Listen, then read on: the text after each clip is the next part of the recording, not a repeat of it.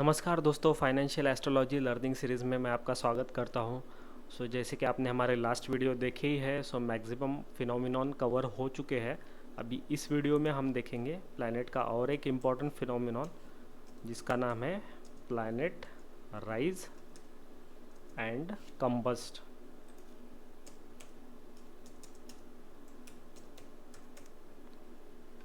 देखिए, मैंने यहाँ पे हमारा हेडिंग लिख दिया है, planet rise and combust. Planet rise and combust क्या होता है ये मैं आपको शॉर्टकट में पहले बता देता हूँ। प्लैनेट राइज मतलब क्या होता है कि जब प्लैनेट सूर्य के आजू बाजू से होकर गुजरता है तब राइज मतलब उसका उदय होता है, और कंबस्ट मतलब जब वो सूर्य के पास जाते हुए दिखता है तब वो कंबस्ट होता है, ऐसे माना जाता है, मतलब उसका अस्त हो जाता है। जैसे कि और एक एग्जांपल बता देता हूँ मैं आपको। जैसे कि आप देखिए, एक बड़ा ट्यूबलाइट रखिए ओके सामने, ओके, और आप ट्यूबलाइट को अगर देख रहे हैं और आपके और ट्यूबलाइट के बीच में अगर आप अपना हाथ रख दे तो आपका हाथ आपको ब्लैक कलर का दिखेगा। वो इसलिए नहीं दिखेगा कि आपके हाथ का रंग कंप्लीट ब्लैक है, पर वो जो रोशनी पीछे से आ रही है ट्यूबलाइट से, ओके, वो वाइट कलर की रोशनी है और वो ज़्यादा है और वो हाथ के पीछे है। इसीलिए हमें क्या दिखता है कि हाथ पूरा काला दिखता है। ओके, मतलब सामने जो भी चीज़ है वो हमें नहीं दिखेगी अगर उस चीज़ के पीछे कोई बहुत बड़ी रोशनी हो। सिंपल कंसेप्ट है, समझने के लिए आप घर पे भी एक्सपेरिमेंट कर सकते हैं, आपको सिंपल चीज़ है, समझ में आ जाएगा। अभी हम देखते हैं डायग्राम निकाल के कि ये राइज और कंबस्ट एक्चुअल में कैसे दिखता होगा। तो चलिए मैं आपके लिए एक डायग्राम ड्रॉ कर देता हूँ। ओके, तो देखिए, ये हमारी डायग्राम है। ये बीच में हम हमारे सूर्य को ड्रॉ करते हैं। देखिए, ये सूर्य हो गया, ओके, येलो कलर। और इसके बाद हम एक ऑर्बिट बना देते हैं। सपोज़ ये है मर्क्यूरी का ऑर्बिट, ओके, ये मर्क्यूरी का ऑर्बिट है। और एक ऑर्बिट ड्रॉ कर देते हैं जो है हमारी पृथ्वी का, ओके, अर्थ का। अब मैं एक छोटा सा यहाँ पे मर्क्यूरी ड्रॉ कर देता हूँ। देखिए, सपोज़ ये है पोजीशन नंबर 1, ओके, ये मर्क्यूरी है, ये अर्थ है, ओके। अगर आप अर्थ से देख रहे हो, मतलब यहाँ पे से कहीं से तो भी आप देख रहे हो मर्क्यूरी को, तो आपको क्या दिखेगा? आपको मर्क्यूरी क्लियरली दिखेगा, मर्क्यूरी पे उजाला दिखेगा। अभी क्यों दिखेगा? क्योंकि सन रेज जो है, ओके, ये डायरेक्टली मर्क्यूरी पे पड़ रही है, राइट। मर्क्यूरी पे रोशनी पड़ने की वजह से वो दिख रहा है हमें डायरेक्ट, ओके। लेकिन अभी देखिए, अगर सपोज़ मर्क्यूरी की पोजीशन चेंज हो गई, ओके, और ये पोजीशन यहाँ पे आ गई, ओके, एक और सर्कल ड्रॉ कर देता हूँ। ये देखिए, मर्क्यूरी की पोजीशन चेंज हो गई यहाँ पे, तो हमारी धरती से हमें कैसे दिखेगा? देखिए कि सूर्य के पास आ गया, राइट, सूर्य के पास दिखेगा। अभी ये एक्चुअली हमारे आई का व्यू कैसे होगा ये मैं आपको बता देता हूँ यहाँ पे ड्रॉ करके। देखिए, ये सूर्य है, राइट, इसको मैं कम्प्लीटली येलो कर देता हूँ, ओके, येलो हो गया। अब हमारा मर्क्यूरी था, राइट, मर्क्यूरी का कलर दूसरा कर देता हूँ। मर्क्यूरी सूर्य के पास आ गया है, ओके। अब सपोज़ मर्क्यूरी का कलर है ब्लैक कलर, ओके, ये ब्लैक हो गया। अभी देखिए एग्जैक्ट व्यू कैसे होता है ये दिखा देता हूँ आपको। ये जो हिस्सा है ना, ये तो दब जाएगा पीछे, राइट।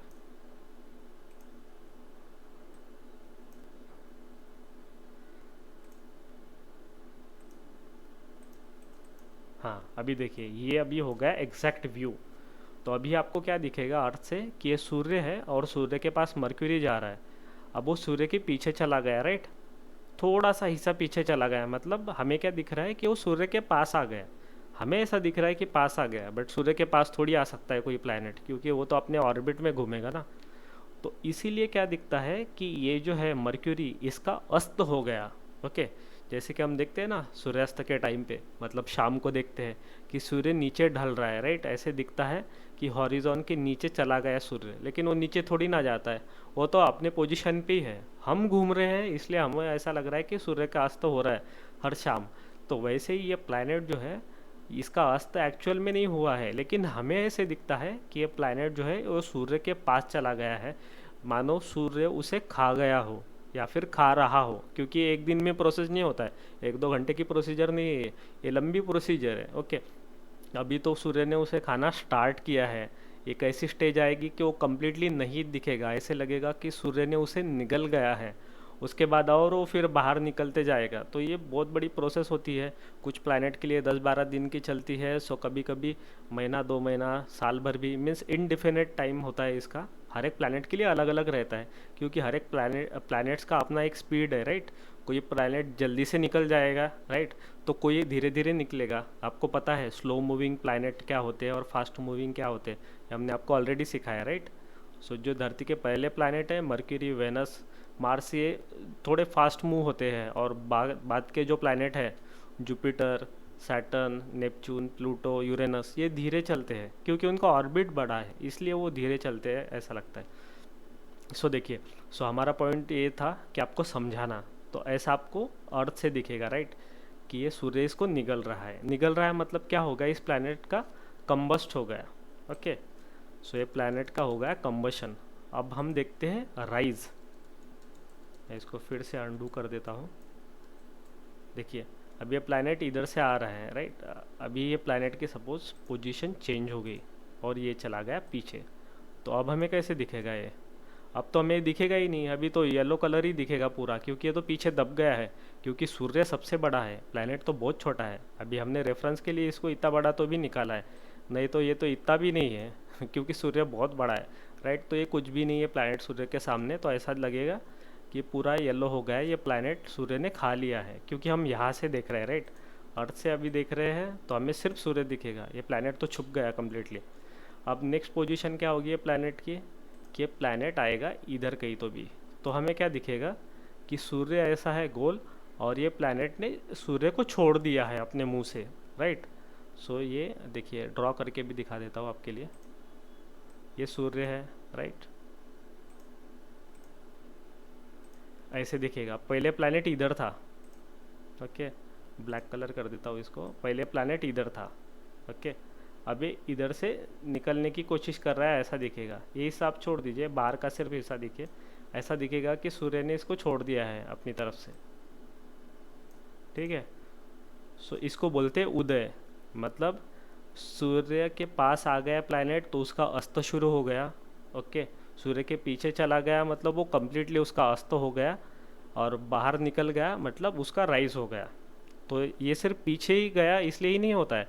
अगर सपोज देखिए, ये प्लैनेट अभी पीछे था, अगर सपोज कीजिए कि ये प्लैनेट इधर है, ठीक है, तो भी हमें ऐसे ही दिखेगा।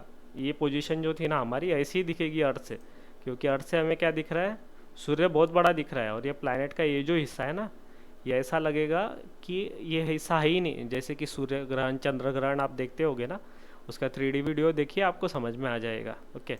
सो ये इतना हिस्सा दिखेगा ही नहीं इस प्लैनेट का, ये वाला हिस्सा मैं मार्क भी कर देता हूँ। ये छोटा सा हिस्सा जो है ना, ये इतना इतना हिस्सा दिखेगा ही नहीं, क्योंकि सूर्य की रोशनी ही इतनी है कि ये हिस्सा दिखेगा ही नहीं। ऐसा लगेगा सूरज ने खाया है। और ये अगर इधर चला गया प्लैनेट इस पोजीशन में, देखिए इसकी सेकंड पोजीशन ड्रॉ कर देता हूँ, इधर अगर ये आ गया तो भी हमें ऐसे दिखेगा कि ये प्लैनेट को सूर्य ने खा लिया है, इसका अस्त हो गया है। फिर ये इधर चला जाएगा फिर से इस पोजीशन पे, तो ऐसा लगेगा कि इसका उदय हो चुका है, मतलब राइज हो गया है। तो इन शॉर्ट, जब हमें लगता है कि कोई प्लैनेट जो है वो सूर्य के पास आया है, ओके, तो उसका होता है अस्त, ओके। और वो सूर्य के पूरे पास जब हमें दिखता है ना, तब उसका पूर्ण अस्त होता है। और जब वो प्लैनेट फिर से सूर्य के दूर जाने लगता है, ओके, तब उसका होता है राइज।